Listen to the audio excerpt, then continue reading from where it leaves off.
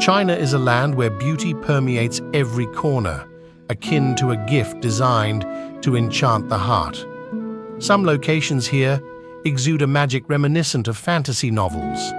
Even the distant and unexplored regions captivate our imagination, from the unseen depths of ancient forests to the majestic peaks of sacred mountains. Today, we embark on a journey to explore destinations in China that are truly astonishing. We'll uncover places so stunning that it's hard to believe they exist, marking them as the best places to visit. As I wandered through the bustling streets of Beijing, there was one place that beckoned me with a promise of tranquility and timeless beauty.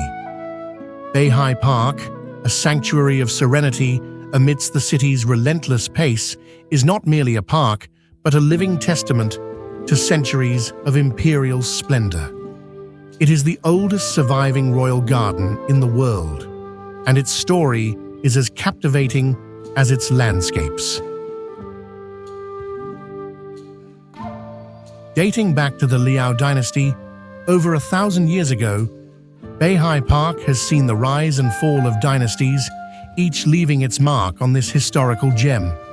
Under the Qing Emperor Qianlong, the park was transformed into its grandest form, becoming a symbol of imperial opulence. Today, it stands as a relic of a bygone era, open to the public for a nominal fee, a mere 10 RMB, a token gesture for such a priceless treasure.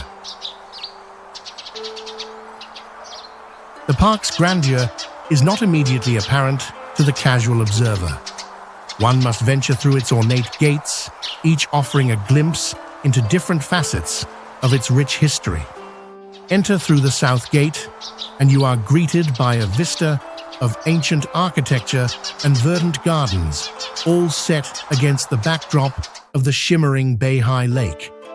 The lake, with its serene waters reflecting the azure sky, is a canvas of nature's art, complemented by the delicate brushstrokes of historical buildings. The centerpiece of BEIHAI Park is the White Pagoda, a beacon of cultural heritage. Rising majestically from the lake, this iconic structure has witnessed countless sunrises and sunsets, standing guard over the park's tranquil waters. As I wandered around the lake's edge, I was reminded of the childhood melody "Let's Swing the Oars," a song that romanticized this very landscape. To stand where the song's verses came to life is to experience a piece of living history. In the fall of 2019, as I strolled through the park, I was struck by the harmonious blend of nature and architecture. The ancient bridges and pavilions, adorned with intricate carvings and delicate hues, evoke a sense of timeless elegance. The park's sprawling grounds are a canvas where nature and imperial architecture merge seamlessly. Whether it's the golden leaves of autumn or the lush greens of summer, BEIHAI Park's beauty remains eternal. The park's appeal extends beyond its visual splendor. It is a haven for rare bird species, their presence adding a layer of serenity to the already peaceful surroundings. As I observed from a distance, the ducks resting by the lake seemed to embody the tranquility that BEIHAI Park offers.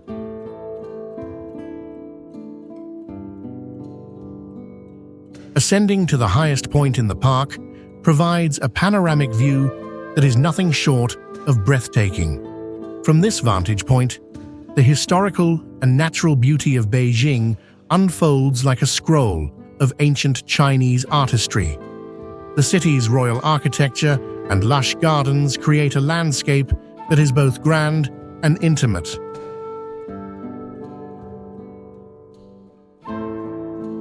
BEIHAI Park, with its 1,000-year legacy, offers more than just a glimpse into the past.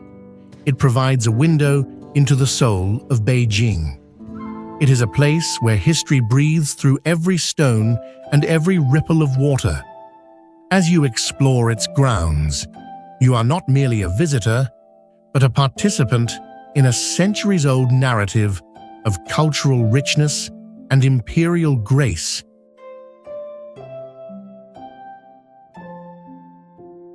In conclusion, BEIHAI Park is not just a park.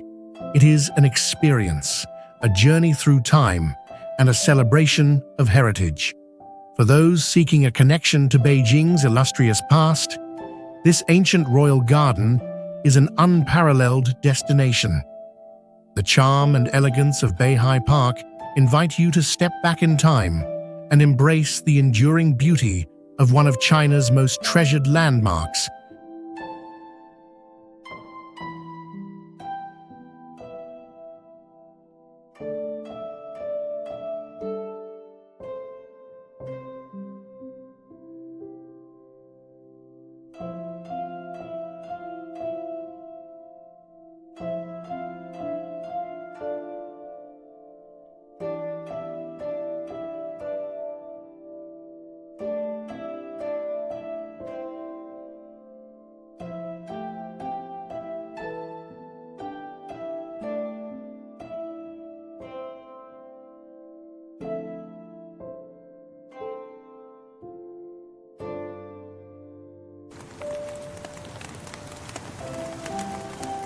In the heart of Beijing stands a monumental symbol of ancient Chinese grandeur, the Forbidden City. Its very name, Forbidden City, evokes a sense of both reverence and restriction. The term reflects the ancient belief in the connection between heaven and man, a concept central to the city's design, which mirrors the mythical heavenly palace. Ancient Chinese astronomy divided the stars into 3 groups, surrounded by 28 constellations, with Polaris, known as Ziwei Yuan, at the center. The purple color of the Forbidden City signifies Ziwei Central, emphasizing its role as the center of the world. The term forbidden underscores the palace's sacred and exclusive nature. Construction of the Forbidden City began in 1406 under Emperor Yongle of the Ming Dynasty. Historical records describe a colossal effort involving 100,000 master craftsmen and 1 million laborers, a project that took 15 years to complete. Despite subsequent renovations by the Ming and Qing emperors, the city's overall appearance has remained largely unchanged. The Forbidden City features 9,999 rooms, each door adorned with 9 bronze nails, horizontally and vertically. This numerical pattern reflects the ancient Chinese belief that the number 9 was the highest, fitting for an emperor who was the supreme ruler. The homophone for 9, Ju, means eternal, symbolizing the palace's everlasting significance. The Hall of Literary Glory houses over 500 archives from the Ming and Qing dynasties, including 74 volumes and more than 10 million documents.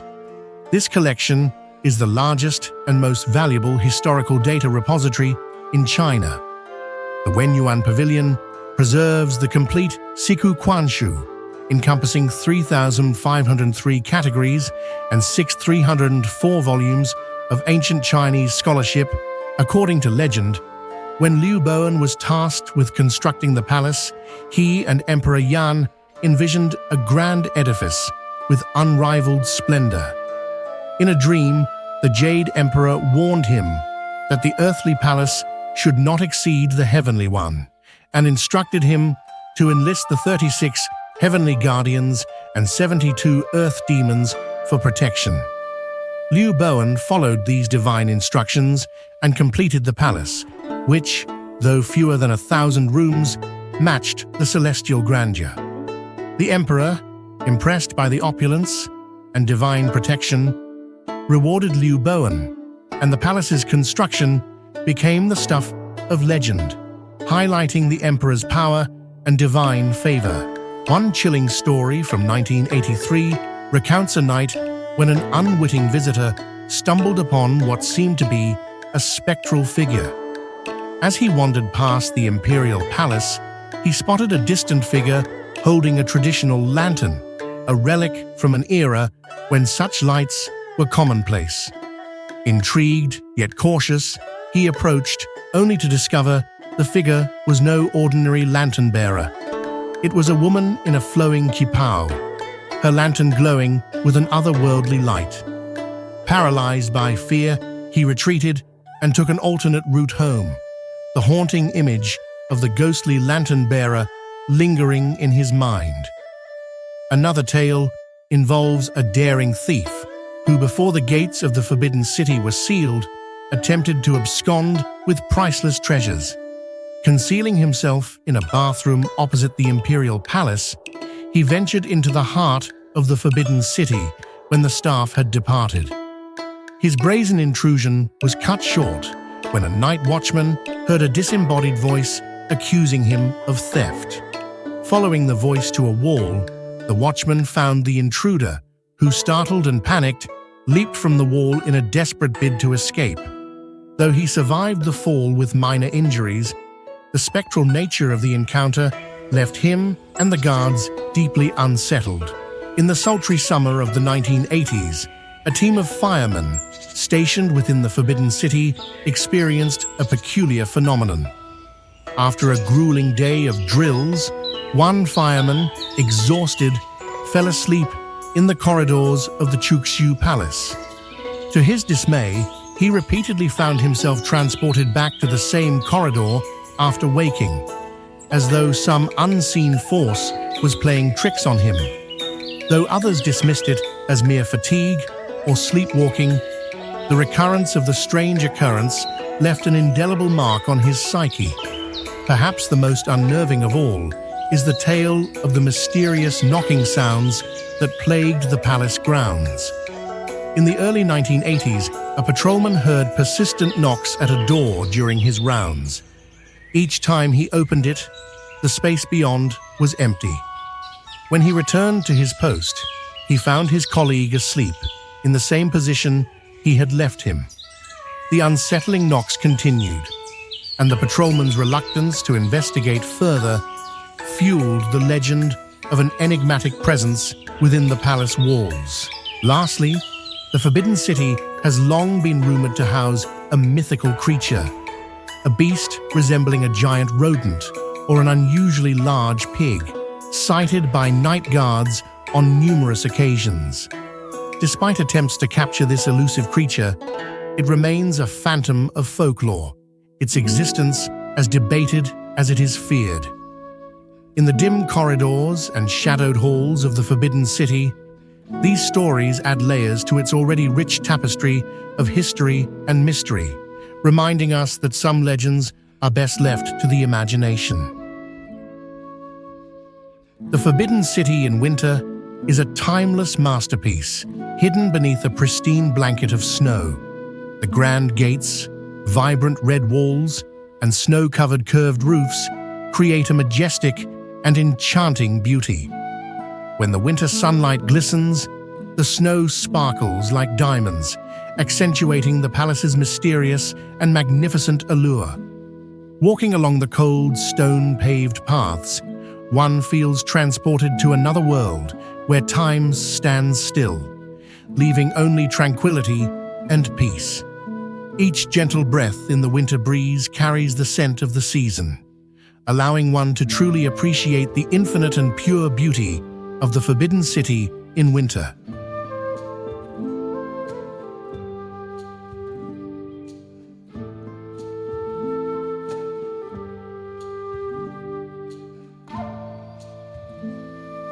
The Temple of Heaven, or Tiantan, sits majestically in the heart of Beijing, embodying the profound connection between humanity and the cosmos that ancient Chinese civilization so meticulously revered. It's more than just a historical site. It's a spiritual journey through time and space, where architecture and philosophy converge to tell the story of a culture that saw the universe as a harmonious entity.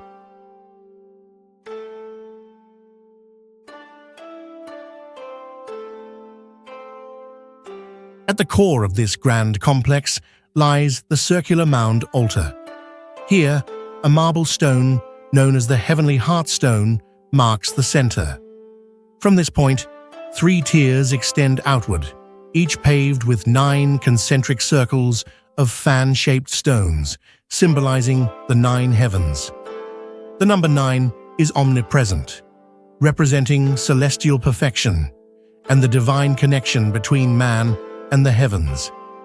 It's a reminder of the ancient belief that human fate is intertwined with the celestial order.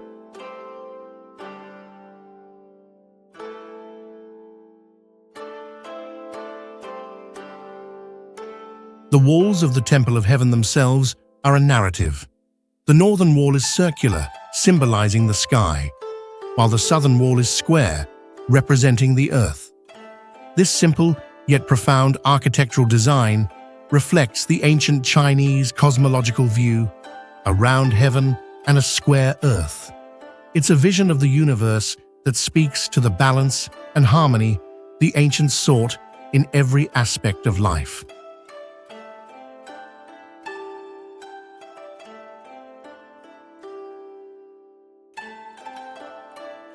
The Hall of Prayer for Good Harvests stands as a testament to the intricate relationship between the cosmos and agricultural prosperity. This hall's design is laden with symbolism. 4 great columns represent the 4 seasons, 12 golden columns symbolize the 12 months, and 12 outer columns stand for the 12 traditional Chinese hours of the day. Surrounding these are 8 smaller columns, representing the 24 solar terms. Every element here is a metaphor, a silent prayer woven into the fabric of the building itself.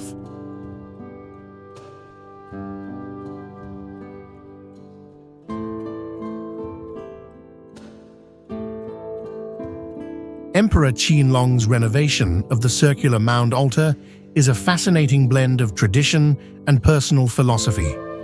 Initially, the altar featured 360 stone railings, aligning with the ancient Chinese concept of a 360-degree celestial sphere.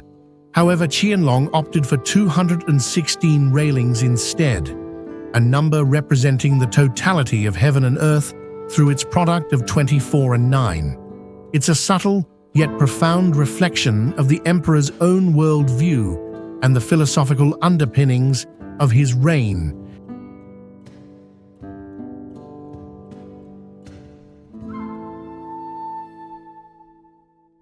The 3-tiered roof of the Hall of Prayer for Good Harvests, covered with deep blue glazed tiles, is a visual homage to the heavens.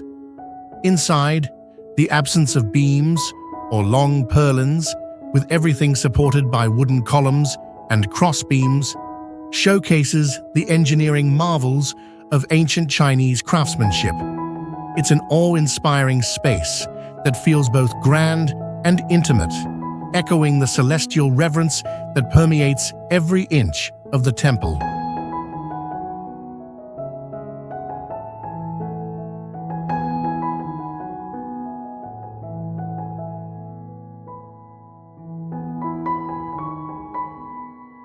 The Temple of Heaven is not just an architectural masterpiece, it's a confluence of disciplines: philosophy, history, mathematics, mechanics, aesthetics, and ecology. Here, emperors once offered sacrifices to the heavens, seeking divine favor for bountiful harvests and national prosperity. This site is a symbol of the intellectual and spiritual achievements of a civilization that viewed the world through a lens of interconnectedness and balance.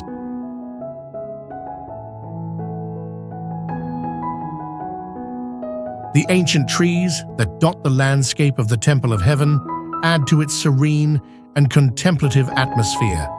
These trees, many of them centuries old, stand as silent witnesses to history, their gnarled branches and thick trunks telling stories of emperors and commoners alike.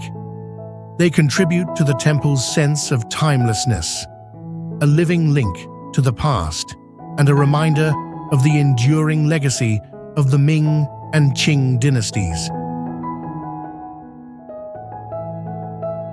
The Temple of Heaven, an invaluable treasure, invites us to delve deeper into the heart of Chinese culture.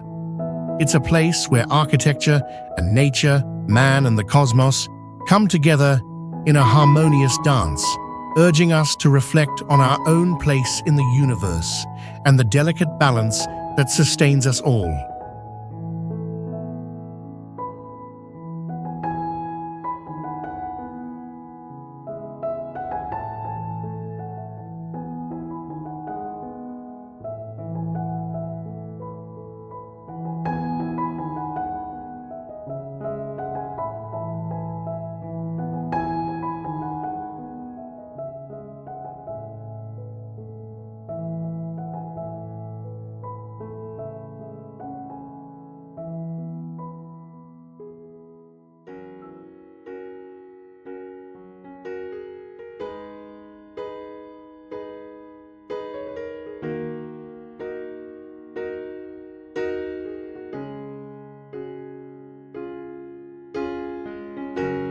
In the heart of Beijing, amid the relentless hustle of the city, lies Tiananmen Square, a vast expanse whose very fabric has borne witness to centuries of history.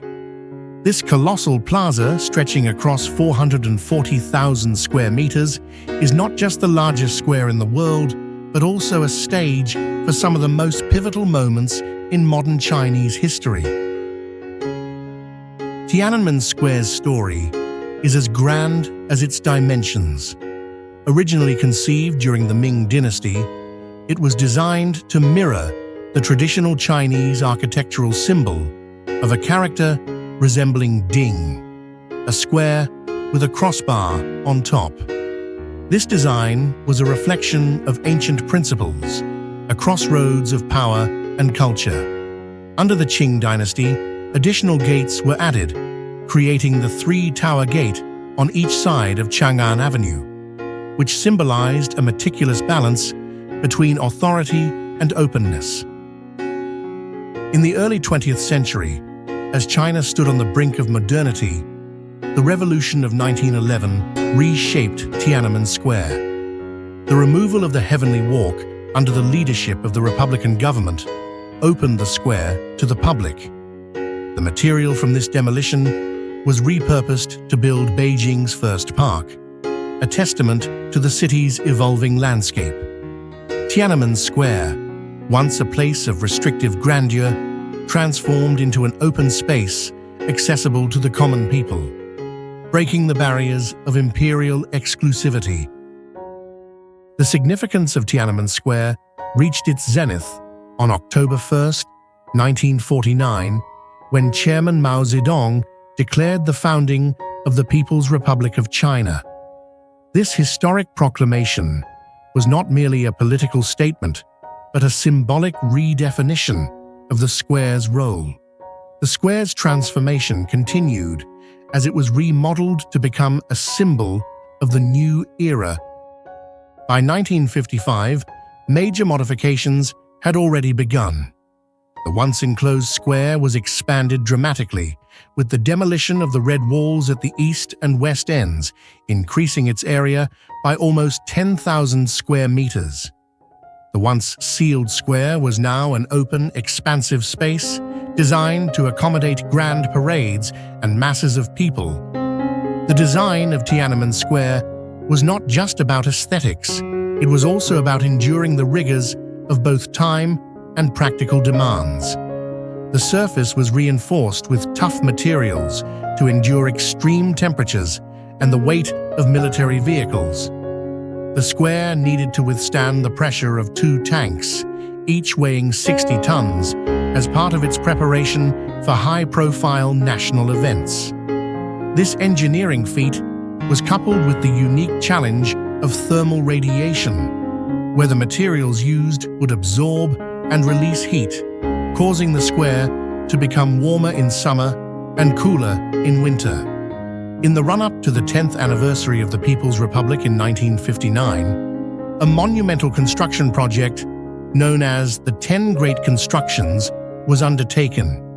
This ambitious endeavor included the National Hall, the Museum of the Revolution, and the National Grand Theatre, among others. The rapid pace of this construction, completed within a mere 400 days, was unprecedented. The design was aimed at harmonizing traditional aesthetics with modern functionality, showcasing China's new stature on the global stage. The current layout of Tiananmen Square, with its expansive view and carefully arranged architecture, reflects both historical significance and modern aspirations. The Great Hall of the People, a centerpiece of this transformation, was designed to accommodate 10,000 delegates with a layout that ensured minimal obstruction and optimal viewing for every participant. This monumental structure was crafted with meticulous attention to detail, ensuring that the farthest seat was no more than 60 meters from the central podium, a feat of architectural precision. Today, Tiananmen Square stands as a testament to China's journey through time, a space where ancient symbols meet modern achievements and where every stone and pathway tells a story of transformation and resilience.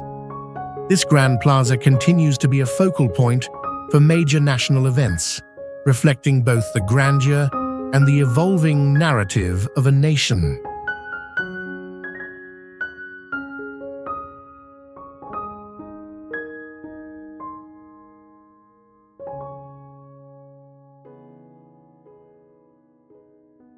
The Summer Palace, a sprawling verdant oasis located in Beijing's Haidian district, is more than just a picturesque retreat.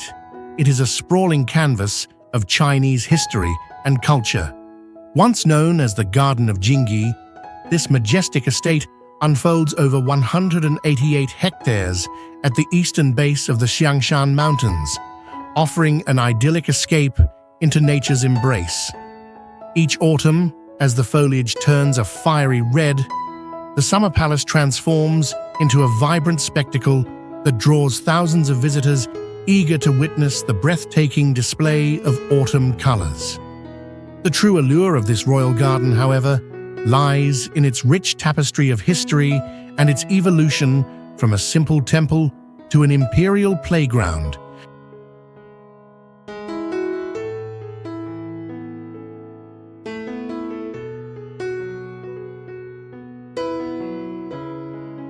The origins of the Summer Palace trace back to the Tang and Liao dynasties, where it was first established as a modest temple.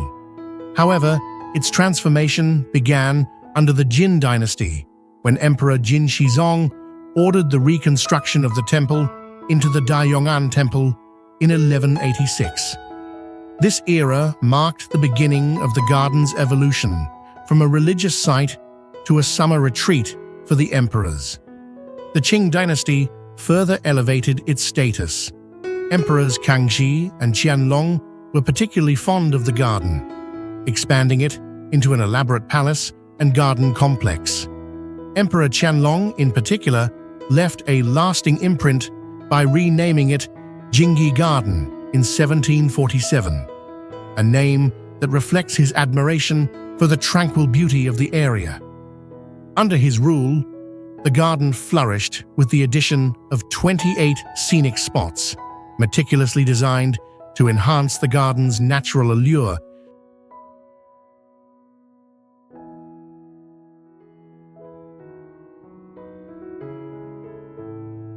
Despite its grandeur, the Summer Palace's history is also marked by periods of strife and destruction. The garden's opulence was shattered during the Second Opium War, when Anglo-French forces looted and burned the palace in 1860. This devastation was compounded by further destruction in 1900 by the Eight-Nation Alliance, leaving the once majestic estate in ruins. The Summer Palace, reduced to charred remnants, seemed to face an uncertain future. Yet its spirit endured through the efforts of dedicated individuals who sought to revive its former glory. During the early 20th century, figures like Ying Lianji established educational and medical institutions on the grounds, laying the groundwork for the garden's restoration.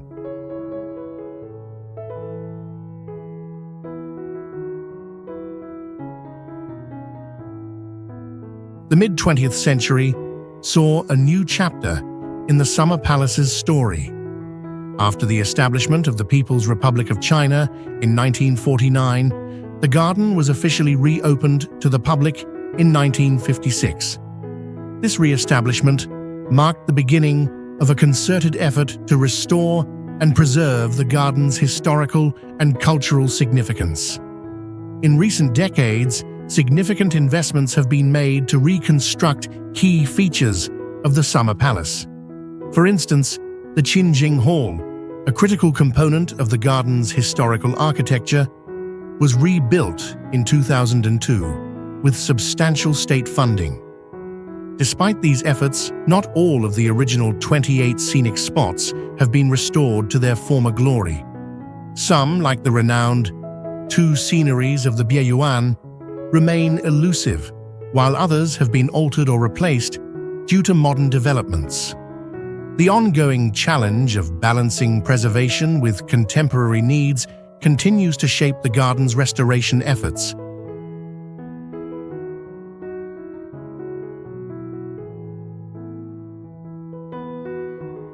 Today, the Summer Palace stands as a testament to Beijing's rich cultural heritage and imperial past. Its lush landscape, boasting a 96% forest cover and home to over 5,800 ancient trees, creates a serene backdrop for visitors. Recognized as one of the top 16 scenic spots in Beijing and holding National World Tourist Attraction status, the garden is a vibrant symbol of China's historical and natural beauty.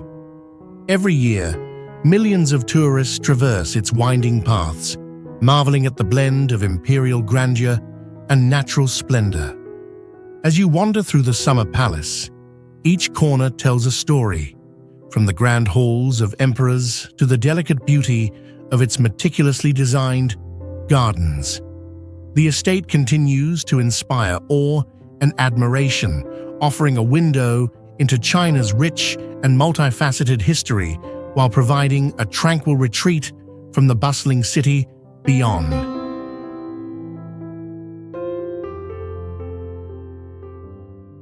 The Summer Palace's rich history, combined with its breathtaking natural beauty, makes it a must-visit destination for anyone seeking to understand the depths of China's cultural legacy. Its resilience through times of turmoil and its ongoing restoration efforts reflect the enduring spirit of a garden that has captivated the hearts of emperors and visitors alike. As you explore this magnificent estate, you are walking through centuries of history, each step revealing the intricate layers of a garden that has stood the test of time and remains a cherished part of Beijing's heritage.